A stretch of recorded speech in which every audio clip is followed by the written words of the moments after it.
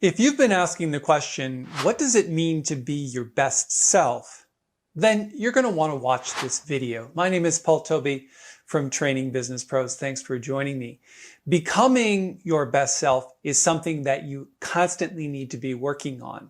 It's not something that happens naturally. But in this video, I'm going to share with you not only what it means to be your best self, but 6 ways that you can do that starting today. And we're going to get going in just a moment.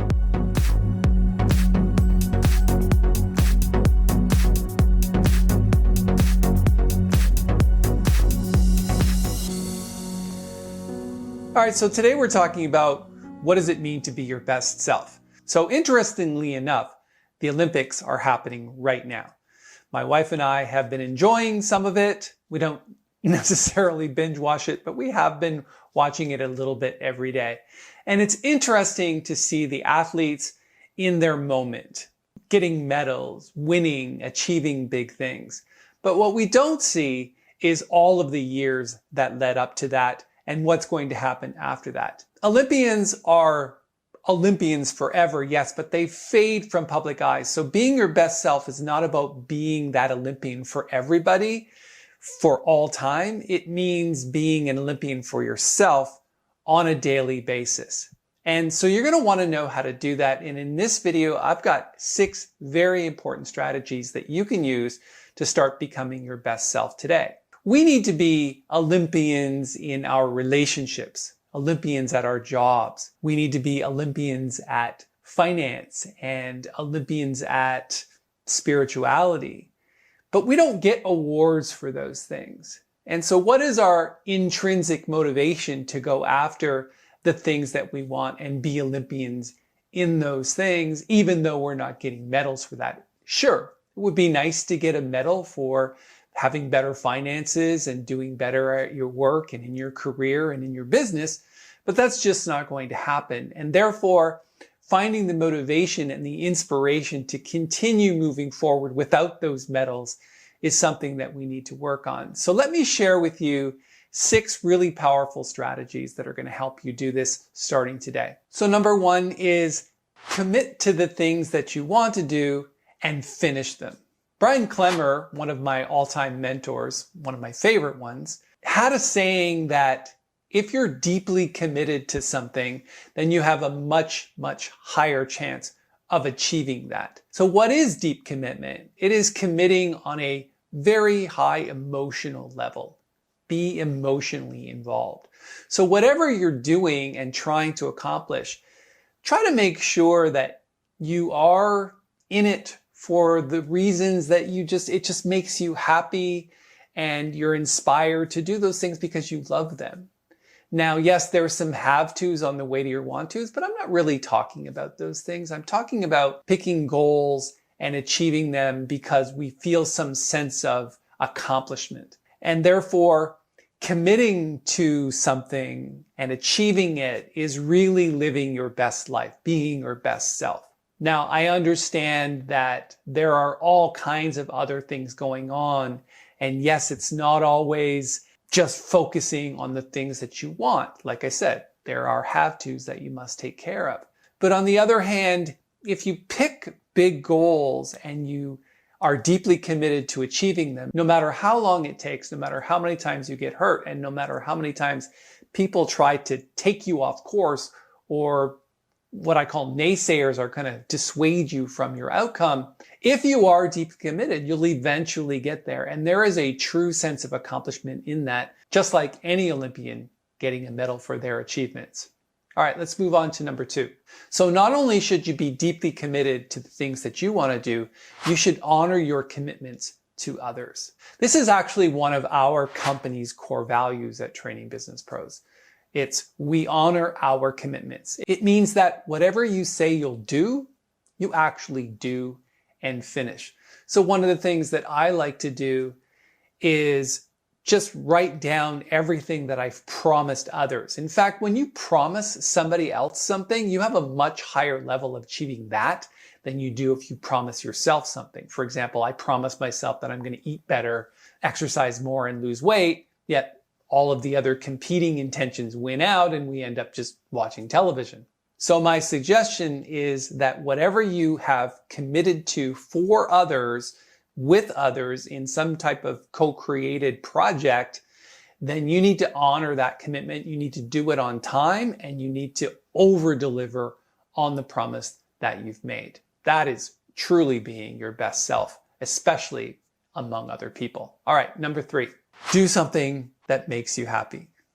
Now, as simple as that sounds, what we often tend to do is because of all the commitments that we have, we tend to put off the things that we love. Now, if you can combine the two, for example, show me something that you love to do and I'll show you somebody that makes money doing that.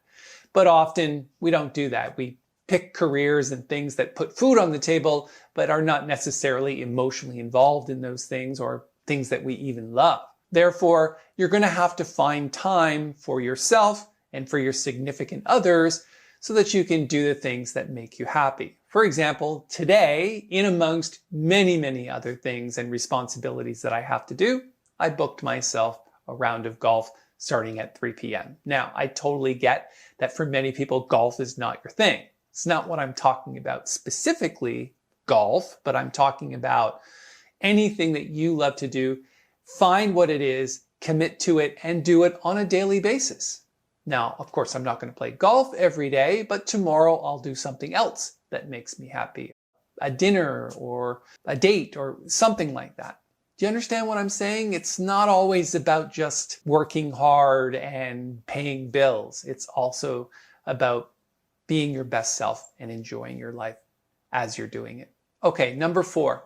If you're stuck in a rut, and this happens to me as wonderful as everything seems in my videos, and I talk a lot about success and how to create it and things like that, and I'm constantly working at it, but at the same time, I do get stuck in some kind of holding pattern, not necessarily a deep rut where I'm like depressed, and I mean, that's old Paul, but new Paul is more like very excited and intrinsically motivated to carry out specific things. And I have big goals and I strive every day to achieve them. So therefore, I'm not really stuck in a rut, but I do get in a holding pattern, especially kind of recently because there's a lot going on and I get a little bit overwhelmed with everything that's happening in my duties and responsibilities. So what you need to do at that point is you need to raise your emotional set point. So there are 22 of them, everything from deep despair and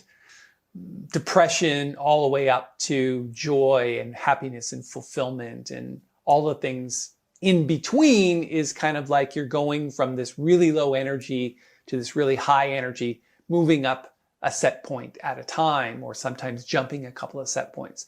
So you need to continuously be monitoring your emotional set point and raising it to the next level. Look up emotional set points from Jerry and Esther Hicks online and you'll learn what those 22 are. I also have other videos on this channel that talk about this as well. You might want to check those out. All right, number 5, I like to communicate daily or weekly sometimes if I forget or if I'm just kind of moving forward anyway. But if there's something I really want, I need to communicate with my ESP, my essential silent partner, my higher self.